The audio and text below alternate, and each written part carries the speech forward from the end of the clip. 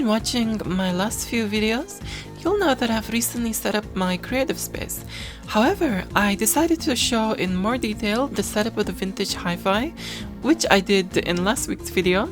If you wish to see those videos, they're linked in the description below or the letter I in the top right corner. Today I'm going to go through the retro computer setup and how I've connected everything together, including the sound output of both the Amigas, which for sure you cannot experience fully with the TV or monitor speakers. You gotta connect them to an amp or good speakers to enjoy the Amiga's sound. So let's get started. Now today I'm going to set up my retro systems, my two Amigas and my Commodore 64. So what I'm going to use for connecting all the devices together, I have a Scart switchbox, actually these three, Scart switchbox, and all of these not all of these except RGB. If you're going to get one of these, make sure it accepts RGB in all of them, or at least two or however many, do, because RGB is different. You need RGB for the Amigas, but not necessarily the Commodore 64. So yeah, I'm going to use this, which is going to be the Scart, switching between the computers. Now, a few of you have asked me about this, what I used to connect. Now this thing, the Scart is going to connect to this, which is a Hdmi Upscaler. You put the Scart in here and you get the HDMI out, so it upscales that. Now, this is nothing new. I've had this since the beginning, to be honest, and I did buy a couple of different ones before this, and I had to return them because they were just not that good. Really, they were seriously not that good. There is the the Framemeister, I believe that's what it's called.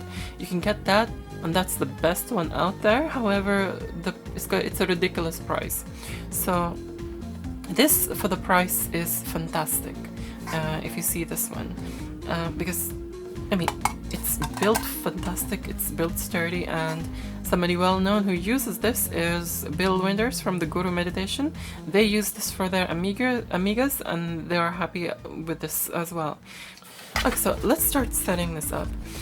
Okay, so first things first, let's go through the leads which I'm going to use. This is just the HDMI, and I'm going to use that on the output here. This connects to the monitor, basically. Okay, so first of all, let's do the Commodore 64 one.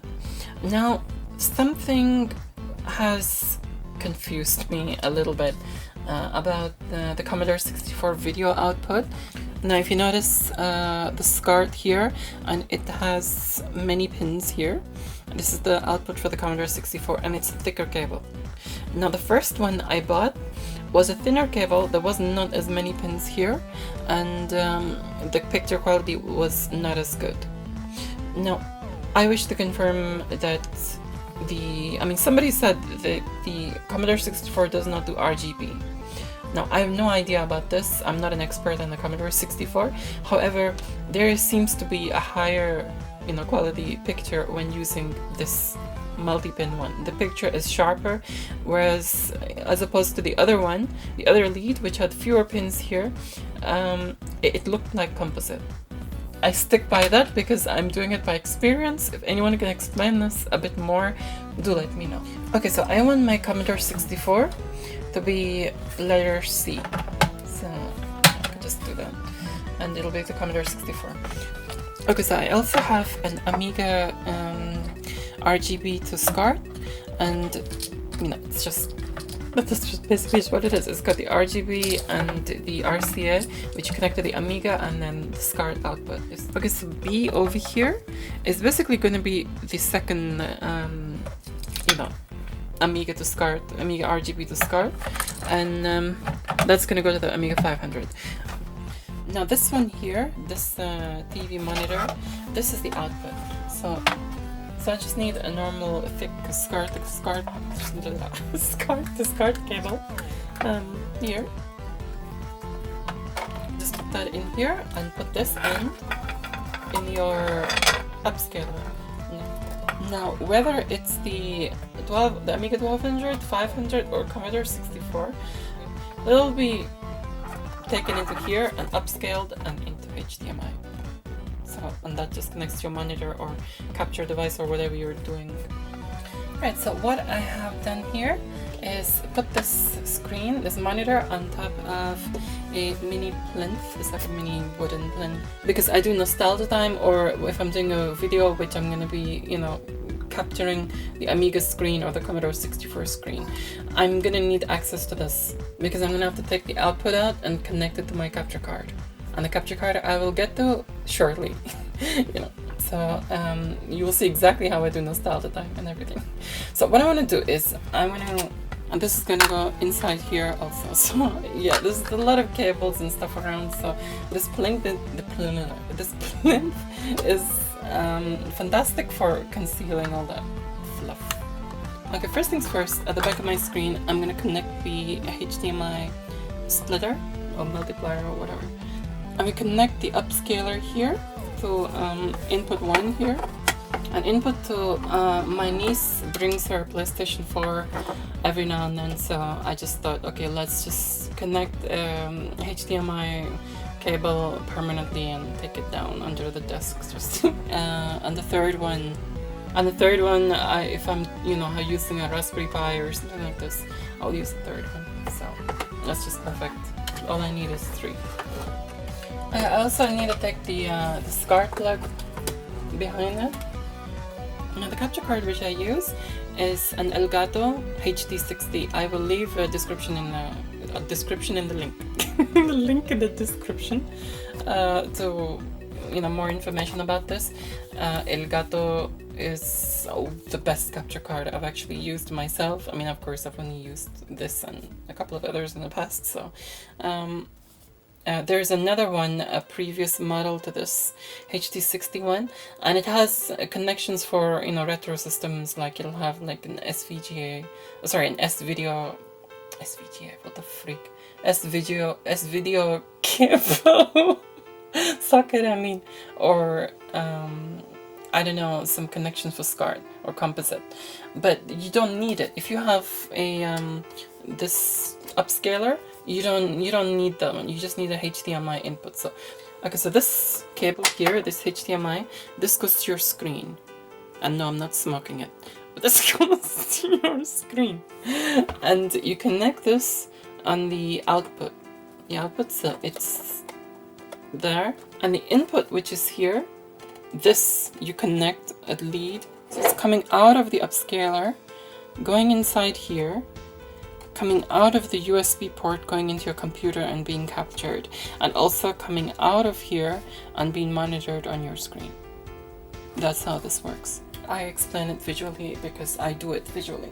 So yeah, that's when you want to connect the Elgato to it, or any other capture device or whatever it is. Okay, so the Scart cable, which comes out of here and goes into the capture device. Okay, so we connect this to the output. There.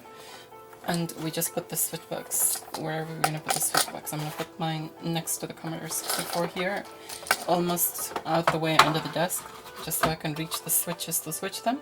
Okay, so the video out of the Commodore 64 is here. And that's it.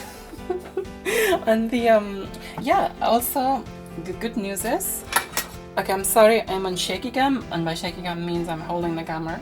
I always use a tripod, always, because I hate shaky footage, but I'm kind of breaking my own rule today because I just want to show you the 1541 drive, which I've managed to, you know, I'm able to have the space to use it and put it here. I'm very happy about that because, you know, I can use my discs. So yeah, the 1541, in one of the previous, one of my first Commodore 64 videos, I said that I'm going to sell it. Well, I'm no longer going to sell it because it's too precious and I'm going to use it. Okay, so we're back on the tripod and we're no longer going to be seasick. 1541 here connects that, thankfully, and the dataset connects here. And I plan to use that, of course, as well. Like the power's already connected into the wall outlet, so. And we now have Commodore 64 setup, you know, basically, like basically, in a base, you know, basically it's setup. All I need is the joystick and that's it. Because now is Amiga 500's turn to be set up. So let's get this dude here.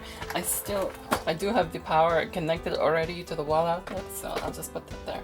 But I'll connect everything else here so you can see exactly what I'm doing. Okay, so input B goes from the underneath and connects to this. This is normally where the RF modulator goes, but thank God we don't need to use that again. Okay, I'm not gonna connect the audio, and you will see why. Okay, what I'm gonna do instead of connecting the audio to the Scart is connect these things. These are just splitters. I'm just gonna connect it to this RCA cable, and that's basically it. Besides the power, and of course the joystick and the mouse. But you know, I'll do that. This dude is an Amigo, not an Amiga. That's my Amiga. This is my Amigo. So dude goes. Oh, he's heavy. He's a big boy. He's heavy. Now this is gonna come from behind that plinth there, and it's gonna go behind this plinth here. Okay, now we're gonna set up Amiga. Anyway, so I connect the mouse to I connect the Tom Plus to the mouse. Obviously joystick's going there. This drive I've just disconnected. I have my original Midi interface from back in the day. It's that Midi Master. Okay, just recently I've been kindly donated this Midi interface here. Thank you so much, Steve. I really appreciate this. And it seems like a really nice one. I've never seen this kind before.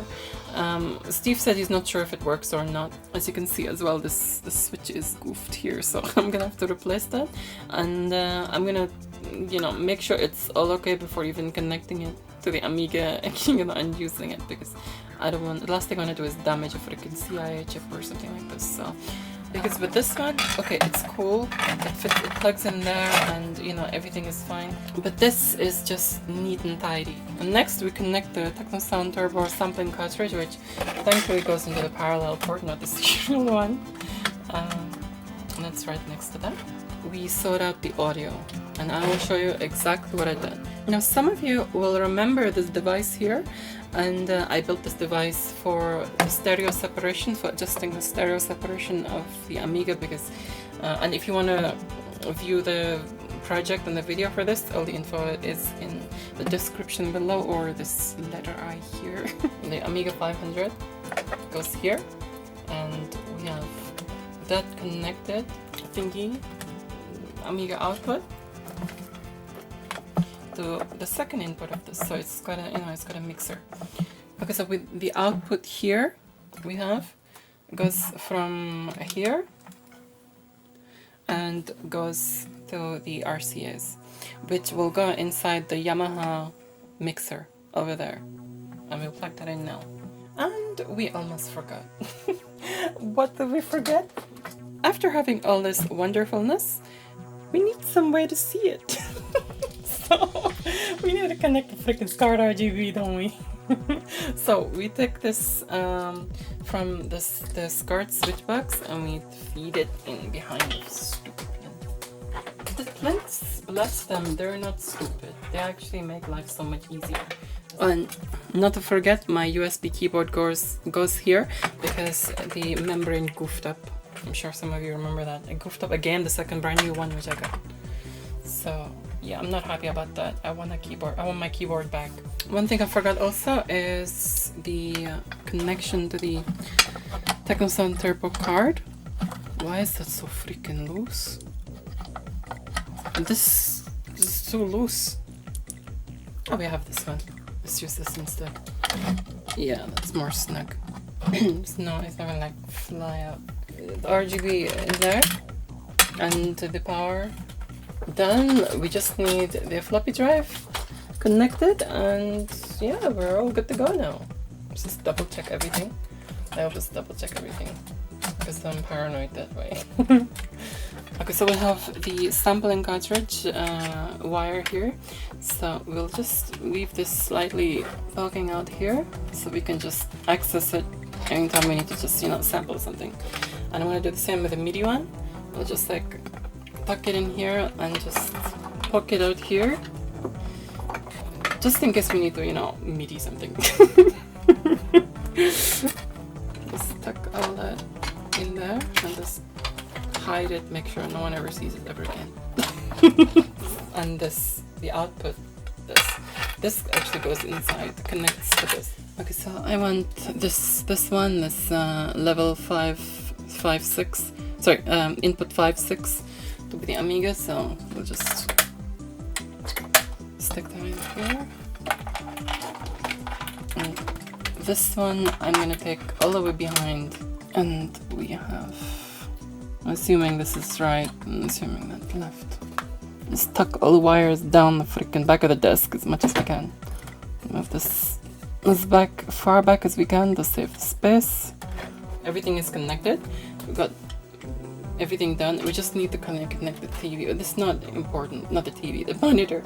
The audio to from the monitor to there, just in case sometimes Heba wants to use the PlayStation or something like this, or anything that I connect to this that has sound from. Okay, so finally we have everything plugged in and connected now. I managed, you can see it's powered up there. You just needed the AC adapter to be connected to that. I even set my Nostalgia Time microphones up, the what do you call it, condenser microphones, which I use for Nostalgia Time and sometimes the videos. Ooh, I like it kind of eye level, the screen here. It's kind of nice. What I'm gonna do now is I'm gonna turn the Commodore 64 on and then show you what happened. Actually, the Commodore 64 is on. I turn the Amiga off, and do you notice the Commodore 64 screen comes on? So you cannot have the Commodore. I wonder if it's the same with the Amiga 500. If the two Amigas are fine with each other. Let's turn the Commodore off. Okay, I've just been told by a friend that it's a cheap Scart switcher. So that's probably the issue we're having here. It's like, I mean, I'm not gonna pay like a stupid amount. You can see freaking Amiga Workbench ghosting down here. So it's clearly not isolating the entire pins, all the pins. So I'm not comfortable with that. So you know, I don't want to goof up any Amiga chips or anything like this, the Denise chips or anything. At least it works. I mean, I cannot do them. I cannot use them at the same time, but it's cool. Okay, so let's check out the sound in this. Let's see how it is.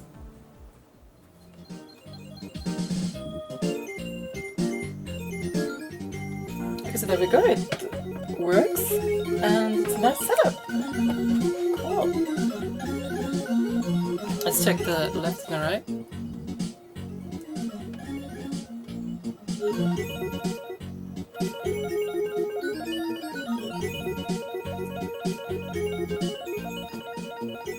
Oh, that's perfect. I'm gonna test the Amiga 500. Switch the Scart to A500 and switch that on. Oh, this feels good. Feels good to see that. So let's try. Ooh, Predator's Mega Demo. Let's try that. This is something different. I'm always trying Avenger or Rebels Mega Demo. I'll try Predator Mega Demo. Oh, put it in the 1200 and the 500. Oh, I remember this music. Oh, I need to connect the freaking mouse. There's no mouse connected. Don't connect, you know.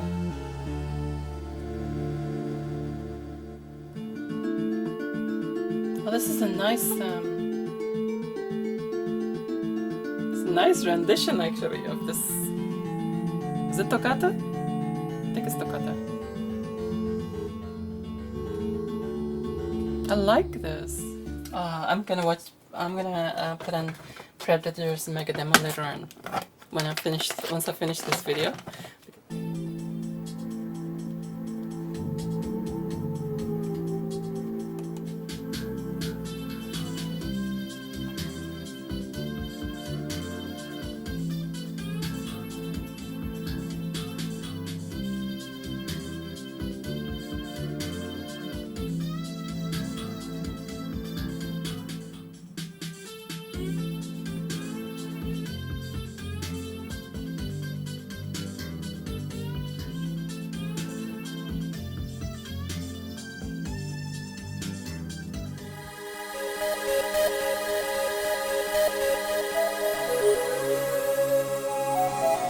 anyway, this is my retro computing setup from start to end. I hope you enjoyed that. If you wish to watch the hi-fi setup, I've left the link in the description below, or you can click this letter I here.